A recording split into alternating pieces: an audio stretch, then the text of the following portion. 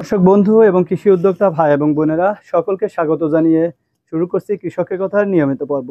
দর্শক বন্ধুরা, আমরা এই মুহূর্তে চলে এসেছি একটি ভার্মি কম্পোস্ট সারের ফার্মে এবং এই সারের ফার্মের অবস্থান যশোর জেলার ঝিকরগাছা থানার বারাকপুর গ্রামে। এই গ্রামের একজন নারী উদ্যোক্তা গড়ে তুলেছেন এই ফার্মটি। তো আজ আমরা তার কাছ থেকে জানবো এই ফার্মের এই সারের বৈশিষ্ট্য গুণাবলী, এছাড়াও কিভাবে এই ফার্মটি শুরু করলেন, আয় ব্যয় টুকিটাকি বিষয় নিয়ে আজকে আমরা কথা বলবো। তো চলুন আমরা শুরু করি। আসসালামু আলাইকুম। ওয়ালাইকুম আসসালাম। ভালো আছেন? আলহামদুলিল্লাহ। তো কাকি, আপনার বাসায় আসলাম, আপনি এই যে ভার্মি কম্পোস্ট বা কেঁচো কম্পোস্ট সার তৈরি করেছেন, এটা কিভাবে শুরু করলেন আপনি? আমাদের হচ্ছে উপজেলা থেকে মিটিং দিল, বলিল উপসহকার আইফ হোসেন বলিল, আপা আপনারা 100 গ্রাম কেঁচো কিনে প্রথম দুটো শাড়ির থেকে শুরু করো। 100 গ্রাম কেঁচো কিনে দুটো শাড়ির থেকে শুরু করলাম।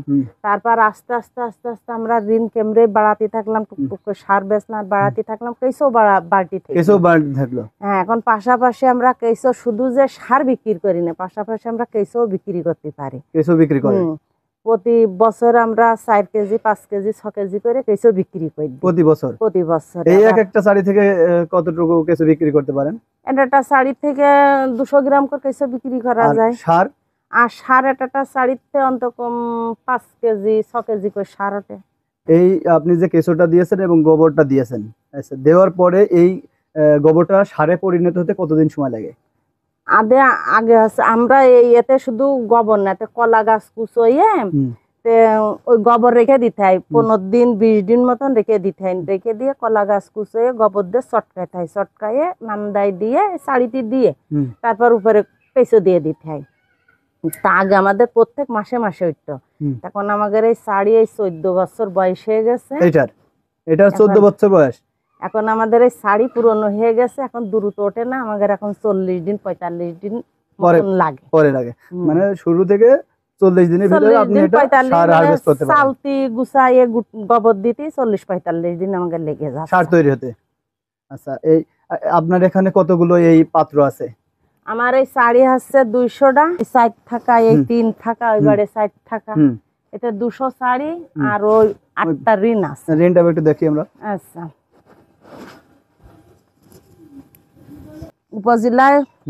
উপজেলায় উপসহকার আইফ হোসেন আমাদের মানে 8টা ঋণ যোগাযোগ করে দিয়েছে। আবার কিভাবে সলিংটা করতে হবে এর ভিতরে সব বালি ফেলাইয়ে তো কোন রকম মানে এটির ফাঁকটাই অল্প অল্প করে বুঝাই দিয়েছে যাতে দ্রুত রসটা টেনে নেয়। আচ্ছা, আমরা একটু দেখান, আমাদের একটু কেঁচোটা একটু দেখান, দেখি আমরা দর্শকদের দেখাই। কেঁচো দেখি সব কতটা হয়েছে, কত পরিমাণে কেঁচো দিয়েছেন? একটা শাড়িতে এখন বর্তমান 2 কেজি কেঁচো রয়েছে। প্রতিটা ঋণে 2 কেজি করে না কেঁচো? কিভাবে কেঁচো? আচ্ছা, এইটার ভিতরে কি আর অন্য কোনো খাবার টাবার বা অন্য কোনো কিছু দেওয়া লাগে? এর ভিতরে ওই কলা গাছ কুচোয়ে গোবর 1 থেকে 15 দিন মতন রেখে কলা গাছ দিয়ে চটকাইয়ে ভিতরে দিতে হয়। কলা গাছ এর একটা পুষ্টি খাবার। আবার এদিকে সারের একটা ভিটামিন। কলা গাছ পাশা বিশাল ভিটামিন। আচ্ছা, এইগুলো আপনি বিক্রি করেন কিভাবে? এগুলো আমাদের বিভিন্ন মানে পেয়ারা বাগান, মালটা বাগান আছে বেশি, এখন দেশে ড্রাগনের পেয়ারায় মালটায়। আর মালটায়। আচ্ছা, এটা বেশি। এটা বিক্রি করেন কেজি প্রতি না মন প্রতি? আমরা মন বেশি 480 টাকা করে। 480 টাকা মন বিক্রি করেন? 12 টাকা কেজি। এটা কি আপনারা কুরিয়ারে পাঠান নাকি আপনার এখানে এসে পরিদর্শন করে নিয়ে যান? কুরিয়ারে বলে যদি দূরিতে, তা আমাদের একটা আছে নাসরিন নাম করে, নাসরিন আছে, ওইটা যোগাযোগ করে দেয়। আর আমাদের ওই বেশি আছে খেতে আলারাই ফোন করে একবার নিয়ে যায়। একজন 20 মনের অর্ডার দিয়ে গেছে, তৈরি করেছেন সে সার তৈরি করলে আরেকজনের দিয়ে দিস। আচ্ছা, এইখানে তাহলে টোটালে আপনার এই পাত্র আছে প্রায় 200টা নাকি? হ্যাঁ, আমার শাড়ি 200টা এটা হয়ে গেছে। এটা সম্পূর্ণ কমপ্লিট নাকি? হ্যাঁ, এটা কমপ্লিট। এইটার ভিতরে কিছুটা একটু দেখান আমাদের। না, তলে চলে গেছে, মানে সার হয়ে যাওয়ার পরে কিছুগুলো সব নিচে চলে গেছে নাকি?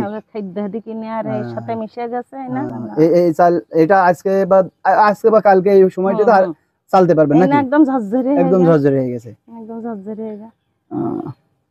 তো আজকের পর্বে আমরা যেটা দেখালাম ভার্মি কম্পোস্ট সার, তো আসলে এটি অল্প সংখ্যক জায়গাতেই কিন্তু করা যায় এবং এটার চাহিদাও বাজারে ব্যাপক। তো আপনারা চাইলে অল্প পরিসরে এই ভার্মি কম্পোস্ট সারের ফার্ম করতে পারেন এবং এখান থেকে বাণিজ্যিকভাবে হতে পারেন লাভবান। তো সকলের সুস্বাস্থ্য কামনা করে আজকের প্রতিবেদনটি আমরা এখানেই শেষ করছি। সবাই ভালো থাকবেন, সুস্থ থাকবেন। আসসালামু আলাইকুম।